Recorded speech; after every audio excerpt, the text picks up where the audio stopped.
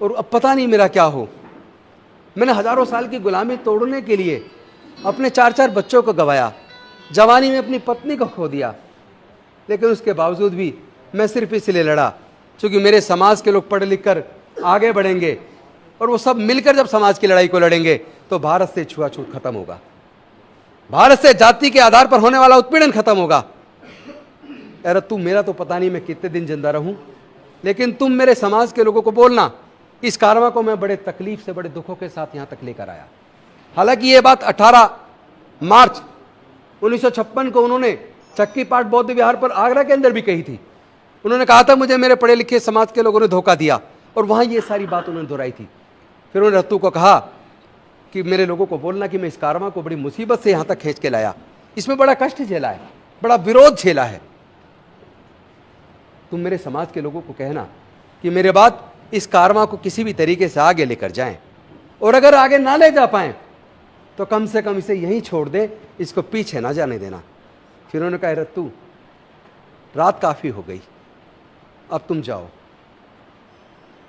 रत्तू ने उनके सिरहाने पर तकिया रखा, उनके पैरों को ऊपर किया और उनके सर को तकिए पर रखा। लेकिन अगले दिन डॉक्टर बाबा साहब अम्बेडकर नहीं थे।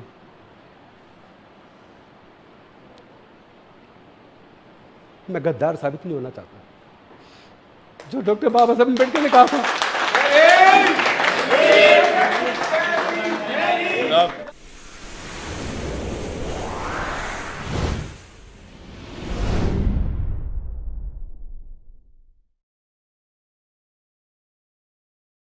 राजेंद्र भाई आगे बढ़ो, हर तरह के साथ हैं। राजेंद्र भाई आप आगे बढ़ो, किसी भी तरह की कोई वो नहीं, पूरा देश आपके साथ खड़ा है। जय भीम, जय भीम, जय जय जय जय जय भीम, जय भीम, जय भीम। मैं डॉक्टर बाबा साहब अम्बेडकर की नजरों में गिरना नहीं चाहता। सोचो अगर डॉक्टर बाबा साहब अम्बेडकर अगर हमारे पढ़ाई लिखाई के रास्ते ना खोलते, 3500 साल तक इन्हीं धर्मशास्त्रों में लिखकर हमारे लोगों को पढ़ने लिखने पर धार्मिक बंदिश लगा के रखी, हमारे व्यापार करने पर धार्मिक बंदिश लगा के रखी, हमारे संपत्ति रखने पर धार्मिक बंदिश लगा के रखी। डॉक्टर बाबा साहब अम्बेडकर अगर हमारे पढ़ाई के रास्ते ना खोलते, अगर वो रिजर्वेशन की व्यवस्था ना करते, क्या मैं मंत्री बन पाता, एमएलए बन पाता? क्या कोई हमारे लोगों को जनरल सीट से चुनाव लड़ाता है? हमारे लोगों के बारे में तो कोई सोचता ही नहीं है। बाबा साहब ने अपने 4 बच्चे कुर्बान किए, माता रमाबाई को कुर्बान किया, अपनी पूरी जिंदगी हमारे लिए चला दी। तो मैंने संकल्प किया है, डॉक्टर बाबा साहब अम्बेडकर, मैं तुम्हारा सच्चा सिपाही हूं। मैं वादा करता हूं, जो कारवां आपने चलाया है, इस कारवां को अब हम आगे लेकर जाएंगे। और मैं साफ कर दूं, ये मैं साफ कर देना चाहता हूं, भीम आर्मी वो भी बाबा साहब के सिपाही हैं, समता सैनिक दल वो भी बाबा साहब के सिपाही हैं, मिशन जय भीम वो भी बाबा साहब के सिपाही हैं, the Buddhist society of India वो भी बाबा साहब के सिपाही हैं, कॉन्फेडरेशन, हम सब बाबा साहब के सिपाही। और जो आज गौरव है ना, जो गौरव हमारे पास है, जो ये अच्छे तन पे कपड़े हैं, जो मान सम्मान का जीवन है, केवल डॉक्टर बाबा साहब अम्बेडकर के अकेले संघर्ष से मिला है। इस संघर्ष को साथियों बेकार मत जाने देना। ये बार बार मौका नहीं मिलेगा, दशकों में कभी कोई मौका मिलता है।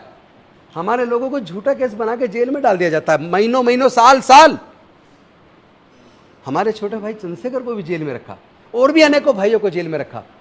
ऐसे नहीं चलेगा, हम लड़ेंगे, हम जीतेंगे। इन लोगों ने साजिश रची है।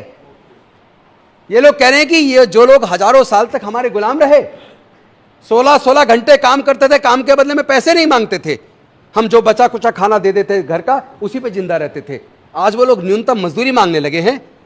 आज उनके लोग बाबा साहब के पढ़ाई के रास्ते खोलने की वजह से, रिजर्वेशन की वजह से कलेक्टर बनकर, जज बनकर, डॉक्टर, इंजीनियर बनकर, प्रोफेसर बनकर, साइंटिस्ट बनकर आज हमारे बगल में बैठने लगे हैं, हमारे अफसर भी बनने लगे हैं, और आजकल जुल्म के खिलाफ वो आवाज बुलंद करने लगे हैं।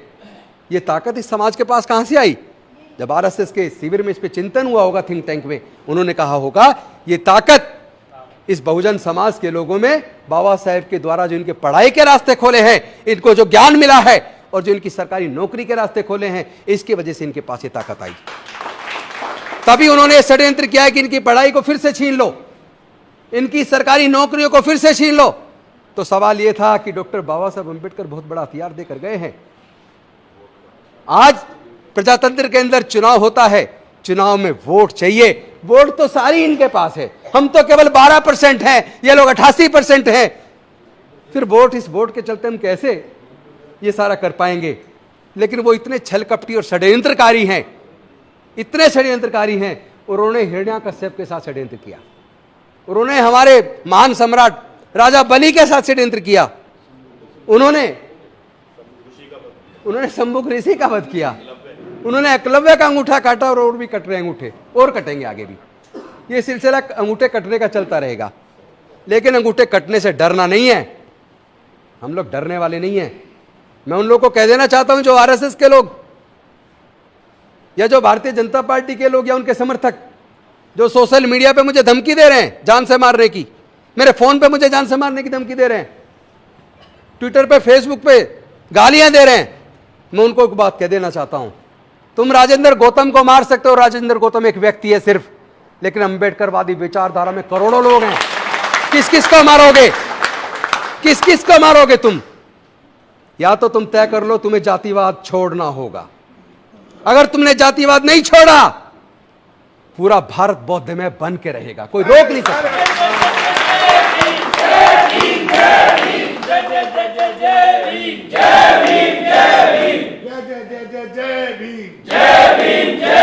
इनके षड्यंत्र को समझो दोस्तों, इनके षड्यंत्र को समझो।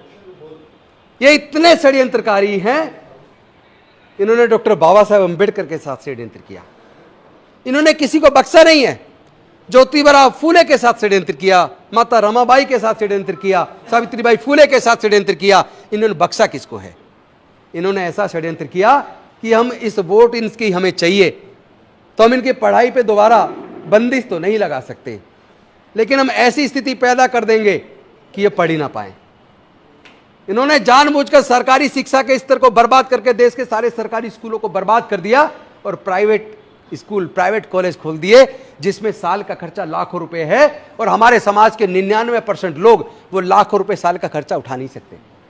तो उन्होंने षड्यंत्र से हमारे लोगों से एजुकेशन छीन ली है, आप मानो या मत मानो।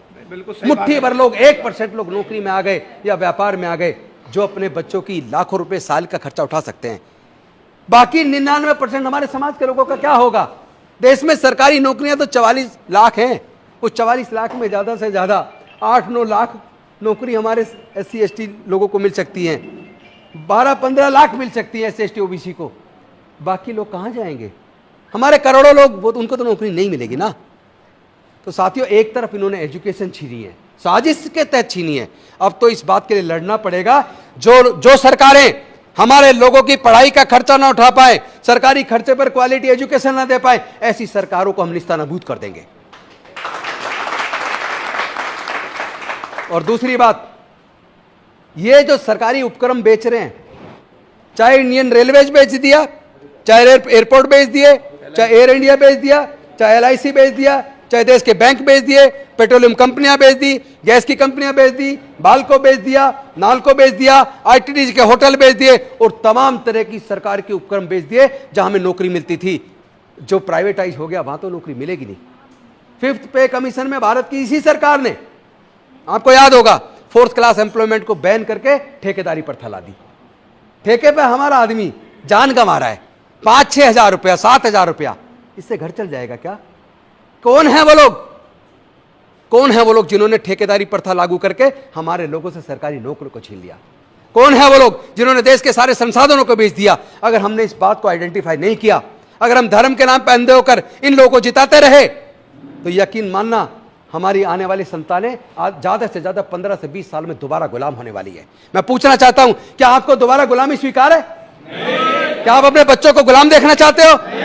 नहीं देखना चाहते तो इस लड़ाई को लड़ना होगा, ईमानदारी से लड़ना होगा। लेकिन ये विचारधारा की लड़ाई है, ये भावुकता से नहीं लड़ी जा सकती। इसको बुद्धि और विवेक से सोच समझकर, बहुत ही शालीनता के साथ विचार विमर्श करके एक रणनीति बनाकर लड़ना होगा। ये ध्यान रखिएगा, हम इस लड़ाई को हार रहे हैं तो इसका सबसे बड़ा एक कारण है, उन्होंने हमें हजारों जाति में बांटा, आज हम अपनी मर्जी से हजारों जाति में बटे हुए हैं। अरे जब हमारा खून एक है तो क्या आपस में रोटी बेटी का रिश्ता करने में शर्म आती है? डूब के मर जाओ। अगर तुम जाति खत्म नहीं कर सकते तो गुलाम बनने के लिए तैयार हो जाओ।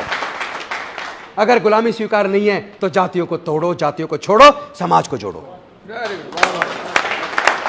अगर आप अपनी अपनी जाति को महान बताओगे और जातियों को जिंदा रखोगे, जातियों में बटे रहोगे, तो आप यकीन करना हमारी हार निश्चित, हम जीत नहीं पाएंगे।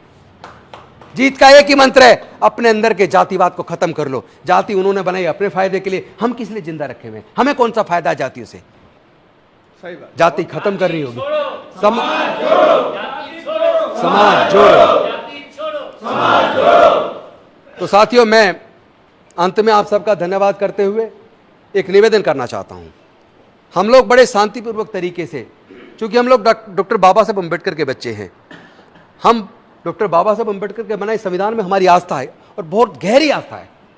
देश की कानून को हम मानते हैं, कानून व्यवस्था में हमारी आस्था है। हम लोगों ने कभी किसी का हक नहीं मारा, हम लोगों ने कभी किसी पे हमला भी नहीं किया, हम लोगों ने कभी किसी की भावनाओं को ठेस भी नहीं पहुंचाई। वो अलग बात है। हम तो हजारों साल से हमारी भावना आहत हो रही है, कोई नहीं बोल रहा।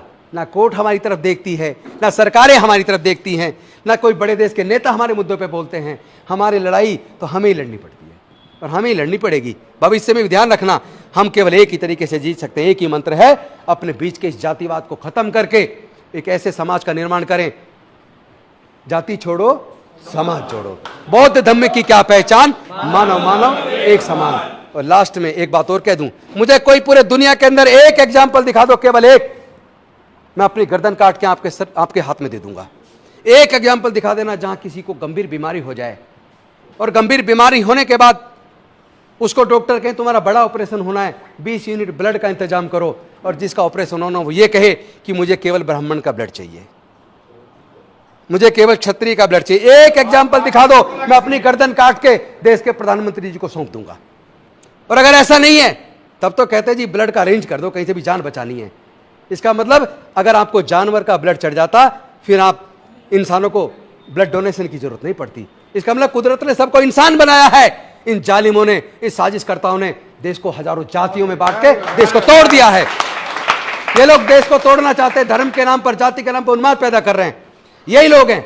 एक तरफ तो किसी महिला के साथ बलात्कार, तो महिला है, किसी भी महिला के साथ बलात्कार वो गलत है, लेकिन बिल्किस बानो के साथ सामूहिक बलात्कार, उनकी कई लोगों की परिवार में हत्या, उसके बाद कोर्ट के द्वारा दोषियों को सजा दिया जाना, उनको टाइम से पहले छोड़ दिया जाना, और उसके बाद माला पहनाकर उनको मिठाई खिलाना, शर्म नहीं आती तुम्हें? तुम देश को पूरी दुनिया के सामने बेइज्जत कर रहे हो, अपमानित करो देश की महिलाओं को। आप ये भी किसी के साथ जुल्म को तो पहले उसकी धर्म और जाति देखोगे तब बोलोगे क्या? इसका मतलब तुम अत्याचारी हो। जिस तरह की बीजेपी के सांसद बयान दे रहे, भाषण दे रहे हैं, इनके मंत्री भाषण दे रहे हैं, ये देश के अंदर जहर घोलना चाहते हैं, देश में नफरत का वातावरण पैदा कर रहे हैं, धर्म के जाति के नाम पर जाति पूछकर धर्म पूछकर हत्या कर रहे हैं, मुस्लिमों को आतंकित कर रहे हैं, दलितों को, पिछड़ों को, आदिवासियों को आतंकित कर रहे हैं। तो इसका मतलब इस लड़ाई को हमें लड़ना पड़ेगा। ये लेकिन बुद्धि और विवेक की लड़ाई है, क्योंकि इनकी लड़ाई अगर ये जीत रहे तो सिर्फ इसलिए हमारे समाज के युवा, तो इनके संगठनों में आगे जाकर सड़कों पर लड़ते हैं। अपने बच्चों को रोक लो, हमारे बच्चों को आगे से तय करना पड़ेगा। हमें कावड़ सेवा लेने हमें नहीं जाना, जिनके घरों में अपार पैसा वो जाए ना। बताइए ना, क्या उनके परिवारों के बच्चे जाते हैं क्या? जब वो नहीं जाते तो हमारे बच्चे क्यों जाते हैं? इन सारी बातों पर सोचना होगा। लंबी बात हो जाएगी, बहुत ज्यादा बात नहीं करूंगा। हम लोग को बहुत ही शांतिपूर्वक तरीके से पंचशील का झंडा हाथ में लेकर, जाति छोड़ो समाज जोड़ो, बौद्ध धर्म की क्या पहचान? मानव मानव एक समान, इसी नारे को बोलते बहुत शांतिपूर्वक तरीके से यहाँ से 26 अलीपुर रोड हम 14 तारीख को 2 बजे यहाँ से चलेंगे। और ये ध्यान भी रखना है कि कोई उपद्रवी तत्व हमारे बीच में आके ऐसा उकसाऊ भाषण ना दे। अगर देता दिखे तो समझ लेना किसी आरएसएस ने भेजा है। ऐसे आदमी को तुरंत पुलिस के हवाले करना है, छोड़ना नहीं है। बहुत ही सादगीपूर्ण तरीके से, शांति से हमें यहाँ से चलना, चूंकि ये लड़ाई विचारधारा की है। एक तरफ अम्बेडकरवाद है, एक तरफ मनुवाद है। अब तय करना है पूरे देश के लोगों को, उनको अम्बेडकरवाद चाहिए या उनको मनुवाद चाहिए, उनको शांति चाहिए या उनको शांति चाहिए, उनको इंसानियत चाहिए या उनको हैवानियत चाहिए, उनको मानवता चाहिए या उनको दानवता चाहिए, उनको न्याय चाहिए या उनको अज्ञान चाहिए या उनको अन्याय चाहिए।